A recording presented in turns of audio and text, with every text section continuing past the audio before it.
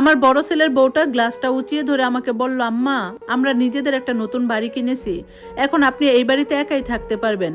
আমি হাসলাম, কারণ দীর্ঘ 12 বছর ধরে আমি ওর মুখ থেকে এই কথাগুলো শোনার জন্য অপেক্ষা করেছিলাম।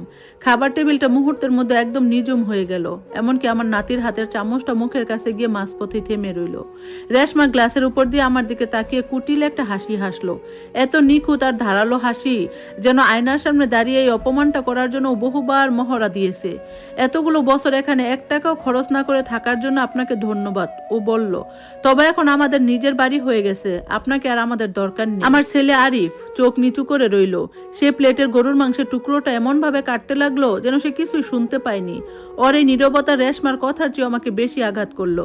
আমার নাতনি মারিয়া স্টিলের গ্লাসটা 2 হাতে চেপে ধরে জমে গেল। নাতি হোসেন একবার তার মায়ের দিকে তাকালো, আর একবার আমার দিকে তাকাতে লাগলো। বড়রা যখন চোখের সামনে এমন কিছু ভেঙে চুরমার করে দেয় যা বাচ্চারা নাম ধরে বলতে পারে না, তখন তাদের চোখে যেমন ভয় ফুটে ওঠে, ঠিক তেমনই। আমি কাঁদলাম না, এমনকি চোখের পলকও ফেললাম না। কুলের উপর টিস্যুটা গুছিয়ে রেখে আমি হাসলাম, ধীরে ধীরে, খুব শান্তভাবে।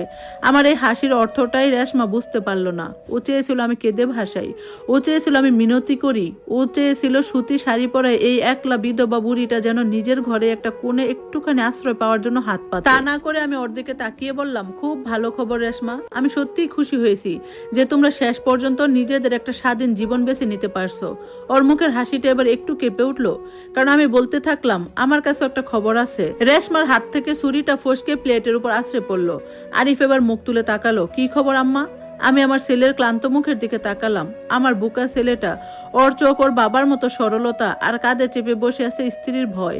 এক মুহূর্তের জন্য আমার ইচ্ছে হলো টেবিল পেরিয়ে ওর হাতটা জড়িয়ে ধরি, কিন্তু না, এখনই না। সত্য প্রকাশ করার একটা সঠিক সময় থাকে, আর আজ রাতে সত্য যেন নিজেই এসে আমার খাবার টেবিলের চেয়ারটায় আসন গেড়ে বসেছে। আমি মৃদু স্বরে বললাম, এই খবরটা এই টেবিলে বসা অন্য সবার চেয়ে তোমার স্ত্রীর জন্য বেশি জরুরি।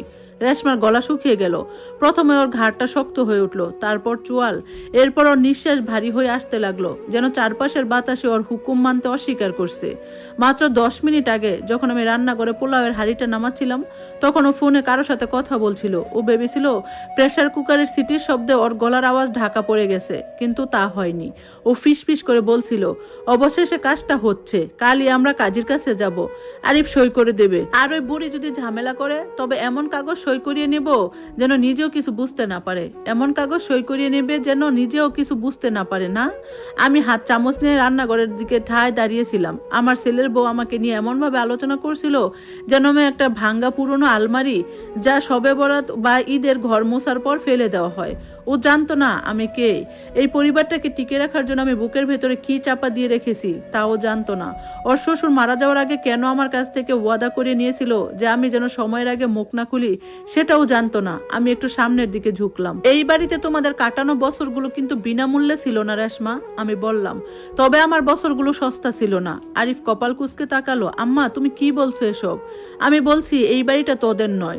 রেশমা একটা তাচ্ছিলের হাসি হাসলো, খুব দ্রুত, খুব জোরে। অবশ্যই এটা আমাদের বাড়ি, আমরা 12 বছর ধরে এখানে থাকছি। হ্যাঁ, আমি শান্ত গলায় বললাম। তোমরা শুধু এখানে থেকেছো। আমি এই টেবিলে নীরবতাটাকে কিছুক্ষণ স্থায়ী হতে দিলাম। তারপর আমার প্লেটের পাশে রাখা বাদামি খামটা খুললাম। রেশমা এই খামটাকে এতক্ষণ পাত্তাই দেয়নি, কারণ ও ভেবেছিল বুড়ি মানুষ হয়তো জায়নামাজ, তসবিহ কিংবা ডাক্তারের প্রেসক্রিপশন আর ওষুধের বিল রেখে দিয়েছে। আমি প্রথম দলিলটা বের করে টেবিলের উপর রাখলাম। ঝাড়বাতির আলোয় গণপ্রজাতন্ত্রী বাংলাদেশ সরকারের লোগো এবং রেজিস্ট্রি সিলটা চকচক করে উঠলো। এই ডুপ্লেক্স বাড়িটা কখনোই তোমাদের নামে ছিল না আরিফ, তোমার আব্বার নামেও ছিল না, আর রেশমার নামে হওয়ার তো প্রশ্নই উঠে না। আমার ছেলের মুখ ফ্যাকাশে হয়ে গেল। আমি কাগজটা ঘুরিয়ে দিয়ে যাতে সবাই নিচের লাইন লেখা পড়তে পারে, গত 12 বছর ধরে এই পুরো সম্পত্তিটা কেবল এবং কেবলমাত্র আমার নামে রেজিস্ট্রি করা। রেশমা যেন শ্বাস আটকে গেল। এই প্রথমবার ওর এই লিপস্টিকে লাগানো মুখ থেকে কোনো চতুর বাক্য বের হলো না। মারিয়া ফিসফিস করে বলল, দাদু ভাই। আমি ওর দিকে তাকিয়ে হাসলাম। খাও মা, এগুলো বড়দের নোংরামি, তোমরা খাও। রেশমা এত ঝটকা দিয়ে